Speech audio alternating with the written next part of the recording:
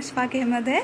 मैंने इस साल यूपीएससी में 140 सेकेंड रैंक सिक्योर किया है। मेरी स्कूलिंग जो है वो यवतमाल महाराज से ही हुई है। प्राइमरी मेरी जो है वो जफ़रनगर की ज़िला परिषद स्कूल से कंप्लीट हुई है। उसके बाद हाई स्कूल मैंने गवर्नमेंट कॉलेज से अपनी कंप्लीट की है। ग्रेजुएशन जो है वो मैंने पुणे के आज़म कैंपस से अपनी कंप्लीट की थी बीएससी मैथमेटिक्स में। 12th के बाद ही मैंने ये डिसाइड कर लिया था कि मुझे यूपीएससी करनी है। इंस्पिरेशन इसकी मुझे अपने मामू के थ्रू मिली, जो सेवा एनजीओ के सेक्रेटरी है। उन्होंने मुझे जो है वो इंट्रोड्यूस करवाया कि एक आईएएस ऑफिसर होता क्या है, उसके लिए आपको किस तरीके से प्रिपरेशन करनी है, ये सब चीज़ें। तो मैंने वहाँ से डिसाइड कर लिया था कि मुझे अब यूपीएससी करनी है। तो फिर ग्रेजुएशन के फ़ौरन बाद ही जो है वो मैंने अपनी प्रिपरेशन स्टार्ट कर दी थी यूपीएससी के लिए। पहले मैंने जो है वो अपना फर्स्ट अटैम्प्ट मुंबई से दिया था, हज हाउस से। सेकेंड अटैम्प्ट के लिए से मैं दिल्ली चली गई, जिसमें हमदर्द स्टडी सर्कल से जो है वो मैंने अपना सेकेंड अटैम्प्ट दिया। और फाइनली जो मेरा ये वाला अटैम्प्ट रहा है, जिसमें मुझे फाइनली सक्सेस मिली है, वो मैंने जामिया मिल्लिया इस्लामिया से दिया है, आरसीए में। मेरी ये जो पूरी जर्नी रही है उसमें बहुत सारे उतार चढ़ाव रहे हैं, लेकिन जो है मेरी फैमिली का सपोर्ट बहुत ज़्यादा इसमें रहा है, स्पेशली मेरे पेरेंट्स का। मैं फाइनेंशियली थोड़े हम्बल बैकग्राउंड से बिलोंग करती हूँ। मेरे पापा जो है वो ऑटो रिक्शा ड्राइवर है, लेकिन फिर भी उन्होंने कभी मुझे ये एहसास नहीं होने दिया कि हमारे पास रिसोर्सेज की कमी है। उन्होंने हमेशा मुझे सपोर्ट किया है। मेरी जो मदर है, उन्होंने मुझे हमेशा सपोर्ट किया है। कहीं ना कहीं मैं जो एक पेट्रियार्कल सोसाइटी से बिलोंग करती हूँ, इसके बावजूद भी कभी मेरे पेरेंट्स ने मुझे ऐसा महसूस नहीं होने दिया कि तुम लड़की हो, तुम ये नहीं कर सकती। उन पे दूसरों का भी प्रेशर था, फिर भी उन्होंने इस प्रेशर को हैंडल करते हुए मुझे सपोर्ट किया है। मेरी पूरी फैमिली, फ्रेंड्स, टीचर्स, सब ने मुझे इस जर्नी में जो है वो बहुत ज़्यादा सपोर्ट किया है। मैं अपनी प्रिपरेशन की बात करूँ तो ये मेरा 4th अटैम्प्ट था, तो इससे आप अंदाज़ा लगा सकते हैं कि जर्नी बहुत ज़्यादा डिफ़िकल्ट रही है। फेलियर्स बहुत सारे आए हैं इसमें, लेकिन मैंने इस जर्नी में एक चीज़ सीखी है कि आपको पेशेंस और कंसिस्टेंसी जो है वो कभी इन दोनों चीज़ों का साथ नहीं छोड़ना है। ये दोनों चीज़ें ही है जो आपको जो है वो आपकी डेस्टिनेशन तक पहुंचा सकती है।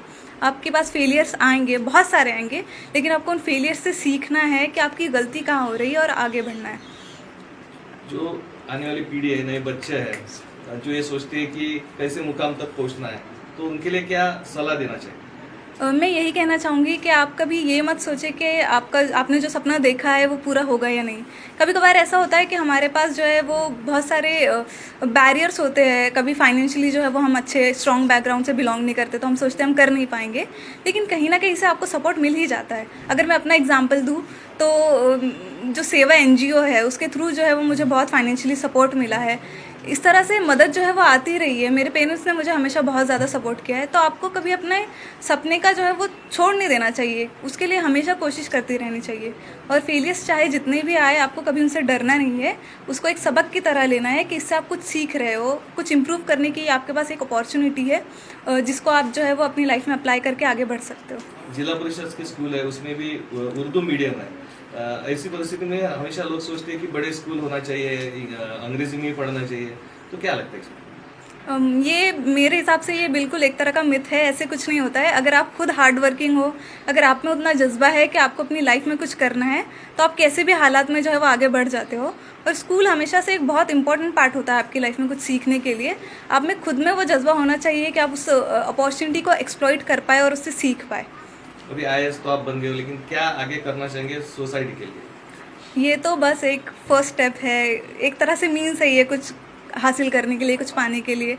तो ये एक तरह से मेरे लिए मीन्स है कि मैं सोसाइटी को सर्व कर सकूँ, सोसाइटी में जो अंडर प्रिविलेज सेक्शन है उनके लिए कुछ कर सकूँ, स्पेशली गर्ल्स के लिए, क्योंकि मैं रिलेट कर सकती हूँ कि एक लड़की के लिए कितना मुश्किल होता है आगे बढ़ना और कुछ अचीव करना। तो मैं कोशिश करूँगी कि मैं एजुकेशन और हेल्थ केयर जो है उस पर ज़्यादा अपना फोकस करूँ और सोसाइटी के लिए कुछ कर पाऊँ।